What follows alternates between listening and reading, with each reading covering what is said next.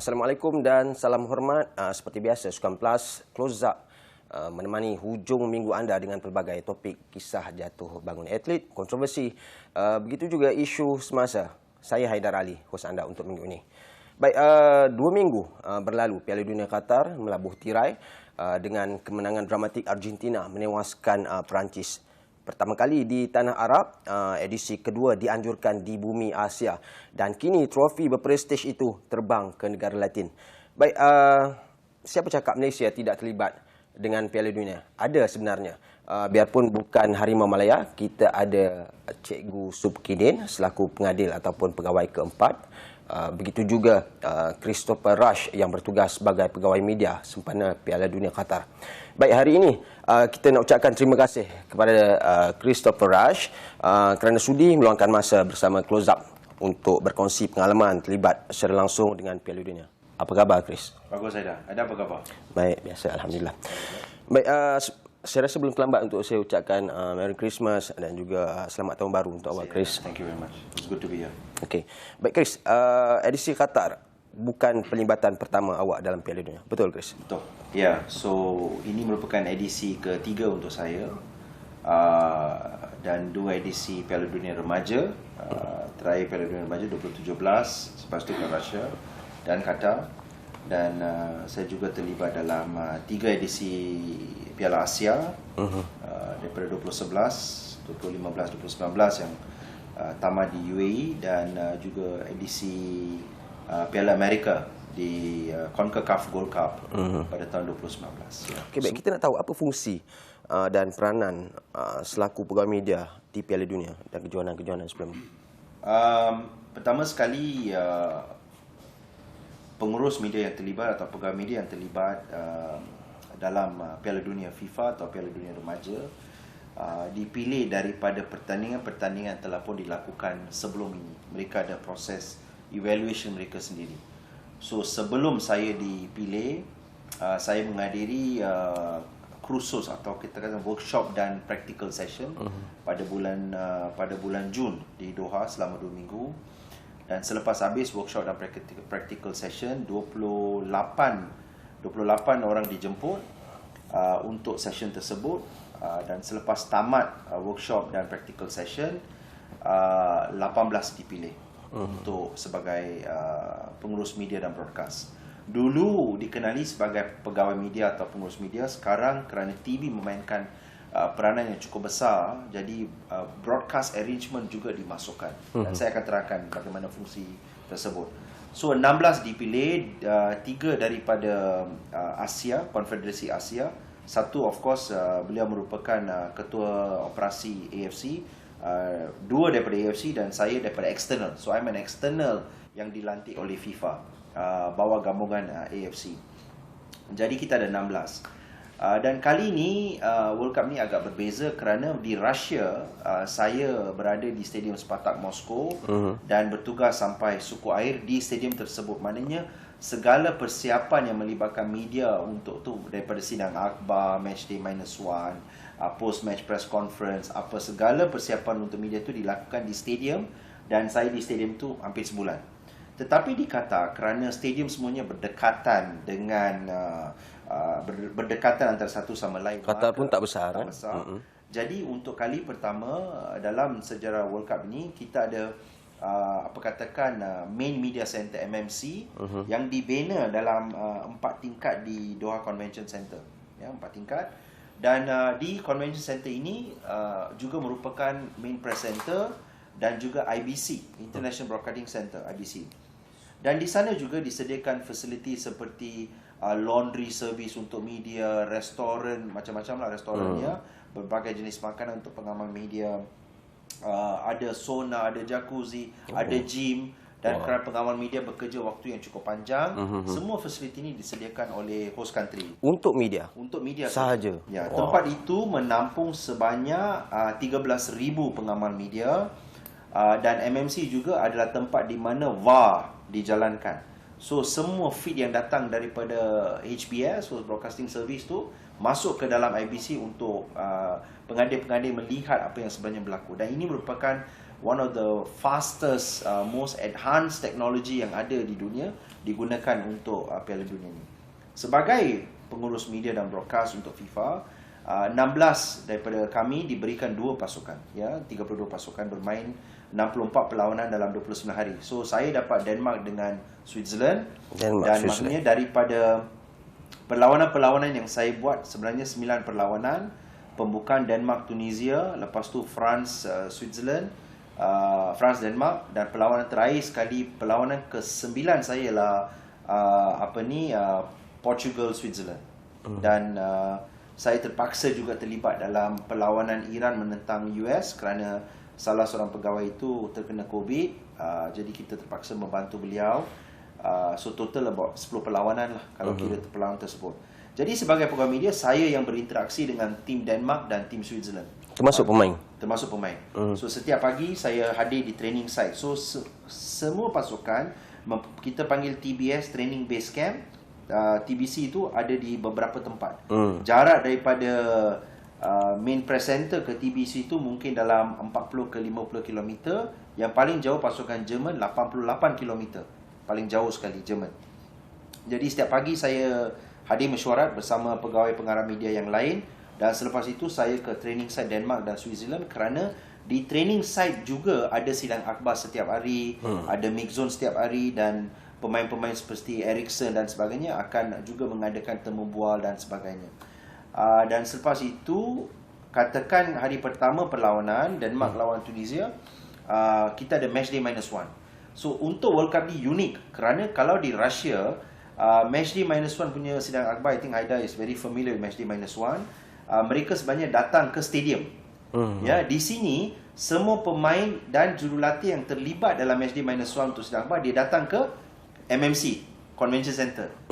Tidak ada lagi di stadium untuk sidang akhbar semua. Tak ada di stadium langsung. So itu yang perbezaan. Jadi di di MMC, kalau katakan pasukan saya Denmark atau Switzerland atau Portugal dan sebagainya, saya yang akan menjalankan sidang akhbar, moderate the press conference, ya. Depan mungkin 500 pengamal media dengan 35 stesen TV yang ada di MMC. Mencabar, ya, terutamanya bagai-bagai soalan, bukan saja sepak, ya, isu luaran. Dan selepas itu, pada sehari sebelum perlawanan, kita akan dapat list daripada HBS, pemain-pemain yang terlibat dalam sesi menemu ramah. Kerana di stadium juga disediakan 5 studio khas untuk stesen yang berbayar, host rights holders dan sebagainya. Dan tugas kami ialah pastikan bahawa katakan pemain seperti Ronaldo atau Messi dan semua ni hadir ke studio kerana ini merupakan dalam kontrak perjanjian. Komitmen yang perlu dipenuhi. So saya akan liaise lah dengan team media officer bahawa ini adalah session yang terlibat, pastikan pemain itu datang dan sebagainya. Dan setiap hari kita ada meeting dengan HBS kerana World Cup production, 20 kamera, 32 kamera. So kita ada banyak elemen-elemen untuk pastikan bahawa penonton di rumah tu melihat Piala Dunia ini sebagai satu package yang lengkap. Mungkin yang penonton di rumah yang melihat secara langsung, mereka mungkin dapat lihat ada helikopter shot, di mana bila bas bergerak daripada training base camp, helikopter sebenarnya follow. So untuk World Cup ni, setiap tim dapat satu helikopter disediakan daripada hotel ke stadium. Yang ini semua diatur oleh kami dengan ada mesyuarat, pukul berapa tim sampai dan sebagainya. Baru pre-show yang dibawa kepada penonton itu sebenarnya telah pun di-patch together. Sebagai pengurusan media, adakah dibenarkan untuk mengambil gambar dengan pemain atau sebagainya? Oh, tidak dibenarkan. Tak dibenarkan. Itu di luar profesional. Dalam perjanjian FIFA, kalau you dinampak ambil gambar dengan pemain atau jurulatih, dan pernah berlaku 2018, seorang pegawai media yang agak baru tersilap ambil gambar, mungkin beliau excited sangat apabila melihat salah seorang pemain terkenal, dan laporan dihantar ke FIFA. Hari kemudian pegawai itu dihantar balik ke negara beliau. So ini merupakan sangat tegas menjaga profesionaliti seorang media, kerana kita berada di kawasan yang tidak ada akses kepada media yang lain. Kita masuk dressing room, ya. Saya masuk dressing room untuk jumpa player dan sebagainya. Setiap hari kita dalam dressing room, kita ada mesyuarah dan sebagainya. Banyak soalan, banyak perbincangan dilakukan juga. Kita ada akses dekat tunnel yang tak ada akses kepada media lain. Ya. Jadi kita dapat melihat dengan player dengan begitu dekat sekali. Macam reaction player. Saya ada di sini dan Ronaldo sebelah, macam ada Ronaldo lah, ya, sebelah. Dan kita kena jaga profesionalisme kita, ya, kerana tempat-tempat ni tidak terbuka kepada media lain. Dan it's very important to maintain. Of course, you sebagai seorang peminat bola sepak, you rasa teruja apabila melihat semua pemain-pemain bertaraf dunia depan mata you. Betul. Ya, you. Saya tak tahu kalau saya adanya tangan you dengan phone ni, tapi kata tengahnya. tapi saya dah used to it lah, kerana saya memang tak pernah ambil gambar dengan Ronaldo. Saya rela ambil gambar dengan Aida. You pasukan mana, Chris? Pasukan untuk Piala Dunia. Yes. Sebenarnya saya lama menyokong pasukan Holland lah. Holland. Tetapi bila kita kerja untuk FIFA ni, kita tak pernah bincang dalam pasukan mana, kerana kita tidak mahu ada belas kasih dan sebagainya. So dalam etika profesionalisme tu, kita memang tidak disclose pasukan mana kita sokong. Lepas habis kerja baru. Ya. Okey, Chris, kita tahu Cikgu Sukidin ada kat sana. Ya. Ada jumpa dia? Ya, saya jumpa Cikgu Sukidin sebenarnya di MMC. Ya, dan saya dah lama kerja dengan cikgu kan, because dalam perlawanan antarabangsa seperti Russia, kita travel together dekat Moscow. Lepas tu Asian Cup final di UAE, hotel sama. Asian Cup final rounds di Saudi tahun lepas pun kita hampir sama, dengan hampir 30 lebih hari di Saudi Arabia sekali. So memang saya dah lama kenal dia, dan dia salah seorang yang saya mempunyai respect yang cukup tinggi lah dalam industri bola sepak negara. Baik, Chris, BBC melancarkan undian umum untuk mencari penganjuran Piala Dunia terbaik dalam abad ke-21. Qatar memenangi hati pengundi dengan 78%. Banyak tu, yang lain tinggal dalam 6%, 8%. Jadi Chris, adakah setuju Qatar adalah penganjuran terbaik? Setiap Piala Dunia, Aida, ya, setiap Piala Dunia ni membawa keunikan, tradisi, kebudayaan tersendiri. Ya, kalau you lihat World Cup Russia, dia ada kebudayaan Rusia, cara mereka buat penganjuran dan sebagainya. Qatar ini kerana dia merupakan Piala Dunia pertama di negara Arab, maka kesemua negara Arab itu datang sekali untuk pastikan ia menjadi Piala Dunia yang terbaik. Dan saya setuju kerana apabila kita melihat dari segi infrastadium, preparation yang dibuat 16 tahun dulu, bukan sekarang, 16 years ago, ya. 2016 saya ke Doha pertama kali untuk buat pusingan air Olympic qualification bawah 23 tahun di Doha pada 2016. Bila 2016 mereka telah pun mula membina monorail mereka, LRT mereka. Ya, 2016 hampir siap sebenarnya. Dan kita lihat persiapan sampai sekarang. So daripada segi infrastruktur stadium, expertise yang dibawa untuk menjaga padang, ya, saya nak bagi tahu, ya, sebelum perlawanan mula, groundsman yang jaga padang tu lebih powerful daripada semua yang di padang, kerana selagi beliau tidak mengangkat tiang ada dekat tu minus 4 hours, tak ada siapa boleh masuk. Malahkan Presiden FIFA pun tak boleh masuk. Tak boleh masuk. Itu cara profesional mereka. Dan kita lihat apa yang Qatar offer, ya, dari segi kebudayaan, cultural show, dia punya fan fest dan sebagainya, memang dan cara dia sepak mula bawa trofi dalam dengan dia punya bendera, dengan dia punya fireworks dan sebagainya, tak pernah berlaku dalam Piala Dunia.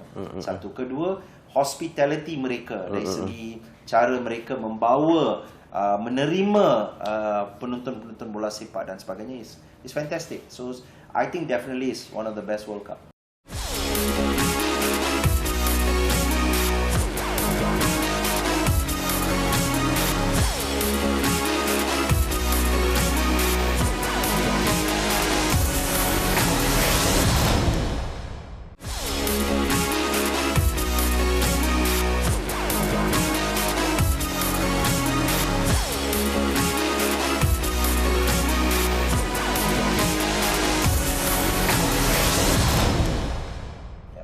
Okey Chris, kita tahu infrastruktur fasiliti yang terbaik. Tapi pada masa sama terdapat sentimen yang melibatkan antaranya pekerja asing, LGBT, alkohol dan pelbagai cara untuk menggugat kredibiliti penganjur dari negara Asia dan dunia Arab secara khususnya. Propaganda atau realiti sebenarnya, Chris? Pada pendapat saya, I think ini merupakan satu propaganda. Kerana kalau lihat sidang akhbar FIFA Presiden sehari sebelum perlawanan pertama, beliau begitu tegas sekali mengapa tidak ada alkohol dan sebagainya dan itu. Dan saya balik tadi apabila saya moderate 10 sidang akhbar tu para perlawanan, setiap soalan yang ditanyakan walaupun dia terlibat dalam katakan Denmark lawan Tunisia, mungkin dalam peratusan 40 atau 50% terhadap perlawanan tersebut, Haidar. 50% ialah isu luaran yang berlaku. Dan dalam FIFA, bila kita membuat sidang akhbar bersama jurulatih dengan pemain, kita tidak boleh mengatakan kepada media tersebut soalan ini tidak boleh dijawab atau kita stop. Tidak ada. FIFA tidak begitu. Soalan diberi laluan untuk tanya.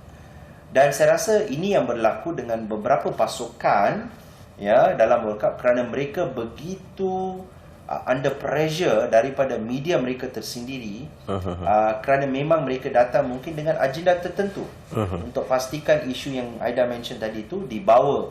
Kerana apabila England bermain dan mereka menggunakan armband tersebut, next day merupakan press conference untuk saya dan kesemua mungkin 100 lebih wartawan yang datang daripada England ini, Guardian, Sun, the Daily Mail apa dan semua. Soalan-soalan merupakan kenapa pasukan Denmark tidak menyokong pasukan England? Kenapa tidak menyokong pasukan Germany apabila mereka membuat sign yang menutup mulut mereka? Kenapa tidak ikut? Kenapa kamu tidak sokong? Soalan ini berterusan hampir 15-20 minit dan saya dapat melihat keresahan di muka jurulatih dan juga pemain. Akhirnya prestasi dilupakan. Akhirnya prestasi. So isu-isu ini yang dibawa luaran ini yang membawa kadang-kadang memberikan pasukan itu lebih banyak stres, tekanan, ketekanan dan sebagainya. Tetapi itu merupakan satu realiti, realiti di mana sebagai pemain profesional, sebagai pengurus profesional, mereka terpaksa hadapi. Kerana itulah selepas kekalahan pasukan Denmark, hari seterusnya bila mereka dah keluar daripada pertandingan, Presiden, jurulatih, pengarah teknikal semua mengadakan satu sidang akhbar di hotel mereka untuk menamatkan isu tersebut supaya apabila mereka balik ke Copenhagen, isu-isu ini tidak berlarutan. Muka you pun ada iras-iras Arab mungkin memudahkan kerja di Qatar itu sendiri. Saya dah lama kerja di benua Arab, di Saudi, di Oman, di Bahrain untuk semua pertandingan AFC. Dan saya rasa kebudayaan dan saya bila kita sampai di sana, apabila mereka memberi salam, itu biasa. Itu biasa, mereka mengatakan assalamualaikum dan you pun waalaikumsalam dan sebagainya. Bila balik sini selepas sebulan, you kan kadang-kadang kawan telefon, Chris, assalamualaikum, kita pun bagi salam. You rasa dia. Tapi ini merupakan satu realiti. Tak kira you orang Eropah ke dan Arab ke, you daripada Brazil ke, mereka semua memberi salam secara open. Ini kekuatan sukan dan bola sepak mampu menyatukan unity. Ya, betul. Baik Chris, apa momen yang paling best untuk mengendalikan Piala Dunia Qatar? Mungkin boleh share dengan peminat-peminat awak, Chris. Wow. Saya rasa momen yang mungkin untuk saya bila pertama kali saya jumpa Eriksen kerana dalam saya punya list, Eriksen ni is one of the, I would say, role model example, bukan saja dari segi bola sepak juga, tetapi dari segi beliau secara individu. Kerana kita tahu apa yang berlaku dengan Eriksen. Betul. Jantung berhenti, heart attack, lepas tu go through surgery dan beliau kembali untuk main dekat di United dan balik main untuk negara, kapten negara dan sebagainya. Satu, dia ada aura dia sendiri bila dia masuk dalam tunnel atau masuk dalam dressing room. I think bila you shake his hands pun, you can feel there's something about this guy, kan. personality beliau dan sebagainya. Walaupun tim Denmark begitu under pressure dan tim tak bermain dengan baik, tetapi bila 18 TV station menanyakan untuk Eriksen dan beliau keluar kerana untuk World Cup ini ada peraturan baru 5 minit selepas pasukan masuk dalam bilik persalinan, mereka kena keluar balik, individu player-player yang telah pun dipilih kena keluar daripada dressing room untuk habiskan interview mereka dekat studio di tepi tanah. Jadi bila pasukan itu menang, senang. Mereka akan buat 18, 20, 24 macam Brazil ya. Lawan Switzerland, saya dapatkan semua keluar Neymar apa. Dia tanyakan sama you, ada lagi nak buat kerana dia menang. Tapi apabila tim kalah, memang emosi yang tinggi dan sebagainya. Tapi Eriksen memang profesional. Dia keluar dengan pemain-pemain yang down and out, dia muda, dia motivate, dia bawa mereka keluar untuk siapkan. So saya rasa dari segi sama juga dengan Granit Xhaka, sama satu individu yang cukup strong character, leadership, dan and he did a fantastic job. Yeah, so I think ini one of the moment. Tetapi saya rasa apabila seseorang itu dilantik untuk bekerja di Piala Dunia atau pertandingan antarabangsa, saya rasa itu bukan, dalam istilah saya katakan itu seperti satu blessing lah. Tuhan bagi you satu peluang, anugerah tu yang cukup besar dan cukup tanggungjawab yang cukup berat, amanah yang cukup besar, dan you kena pastikan. Kerana apabila saya of course lepas habiskan 3 edisi ramai tahu saya daripada Malaysia, tetapi bila you berjumpa dengan orang yang baru, where are you from? Oh, Malaysia. Oh, dia pun tengah fikir Malaysia ni kat mana. Kan? Lepas tu kita bagi, kerana kadang-kadang you pun jadi duta negara you. Betul. Ya, saya cakap dengan salah seorang pengurus pasukan, dia akan datang ke Thailand untuk cuti. Saya cakap dengan dia, sir, you must come to Malaysia. We have beautiful islands, beautiful country. And then, are you really? Ya, lepas saya buka Google, saya tengok, this is Pulau Redang, this is Langkawi, this is Pulau Perhentian. We have the best island. Okay, I go to Thailand, then I come to Malaysia. So dia tahu, you are also like an ambassador to your country, then so I think it's a proud moment. Okey, baik, isu kucing di Qatar sampai masuk bilik sidang media, Chris. Mungkin ada pencerahan. Isu kucing masuk so setiap training base camp ya, untuk penonton di rumah, ada setiap pasukan tinggal di resort. Kebanyakan pasukan tinggal di resort ya. 2 pasukan yang tidak tinggal di resort ialah Jepun dan Korea. Dia tinggal di hotel. Ya. Di resort ni, ya, katakan macam Sunway Pyramid, dia ada 6 training field, dia ada infrastruktur mereka sendiri untuk pasukan yang sediakan. Dan dia juga ada pusat media mereka untuk media, katakan Brazil, 200-300 media Brazil, dia boleh bekerja dekat media center tersebut, makanan disediakan dan sebagainya. Yang itu datang di bawah kelolaan pasukan tersebut. Ya, mereka yang buat arrangement. Jadi kucing ni sebenarnya datang daripada media center di pasukan Brazil. Ya, so nak masuk, dia masuk kan, beri kecil. Okey, baik, Chris, kita ada beberapa minit terakhir. Kita tahu Chris adalah Esko FM. Ya. Yang juga pengurus pasukan skuad kebangsaan bawah 17 tahun. Apa perspektif, harapan dan impian Chris untuk Harimau Malaya bila dah momen melihat sendiri momen-momen Piala Dunia dengan mata dan kepala sendiri? Apabila saya dilantik buat Piala Dunia Remaja 2015 dan 2017 di India, saya buat first opening game. Brazil menentang Spain, opening game di Calcutta Stadium. Apabila saya berdiri di masa itu, Vinicius main, Vinicius was there, Romero yang main untuk Spain masa itu 17, banyak pemain, dan saya kenal pasukan tu daripada 2017. So jadi bila saya jumpa mereka di Qatar, mereka dah pernah jumpa saya, easy. Saya berdiri kat tempat tu 2017, saya fikir bila Malaysia nak datang ke Piala Dunia Remaja. Kerana dalam pembangunan bola sepak, kita tidak boleh layak terus ke Piala Dunia. Kita kena layak 17, kena layak. Ini berlaku dengan Jepun dan Korea. 17 you layak, bawah 20 you layak. Pasukan negara kena layak ke Olympics. Ya, kita kena menang di 17, kita kena menang dekat 20. At least layak dulu. Ya, this is a football development punya strategi. nak layak terus ke Piala Dunia tidak boleh berlaku.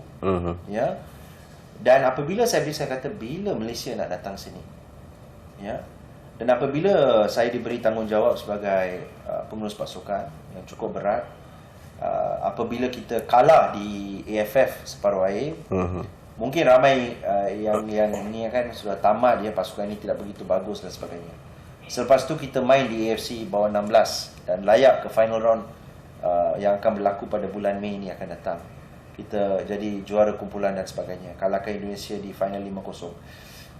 Dan sekarang saya lihat kita boleh layak ke bawah 17. Kalau kita prepare team dengan baik, kita main dengan pasukan-pasukan seperti Saudi, kita main dengan pasukan seperti Korea, Jepun, Iran, kita boleh layak. Kita ada kemampuan. Dan saya rasa pemain-pemain saya, mereka ada iktibar, mereka ada semangat, mereka ada semangat juang yang cukup tinggi dengan bawah kendalian Osmera Omaro. Dan pada 2 hari bulan mereka lapor balik ke AMD untuk latihan. Dan saya akan jumpa mereka. Sebenarnya saya jumpa mereka sebelum saya ke Piala Dunia. Dan kita akan mulakan sesi training kita. Dan sebenarnya kita dah ada training program nak ke Qatar pada bulan Januari Februari untuk 3 minggu. Bermain di Qatar bawah 17 2 kali. Dan selepas tu training camp di Thailand.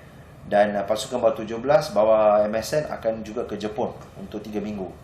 Dan saya rasa kalau kita dapat grouping yang baik, yang tu, kalau kita target ke semi-finals, kita dah kurang-kurangnya berada di landasan yang betul. Betul. I think it's possible. Baik Chris, sebenarnya saya masih menunggu Sabine daripada Qatar. Okey, masa mencemburi kita, saya rasa itu saja ruang durasi yang kita ada. Terima kasih tidak terhingga kepada Christopher Rush selaku pegawai media FIFA yang juga Esko FM dan pengasas serta CEO Shekinah PR. Terima kasih untuk pengalaman-pengalaman yang dikongsi selama hampir 30 minit. Peluang kepada saya. Baik, kita doakan yang terbaik untuk kerjaya Chris. Itu saja, sekian dulu. Saya Haidar Ali. Assalamualaikum dan selamat.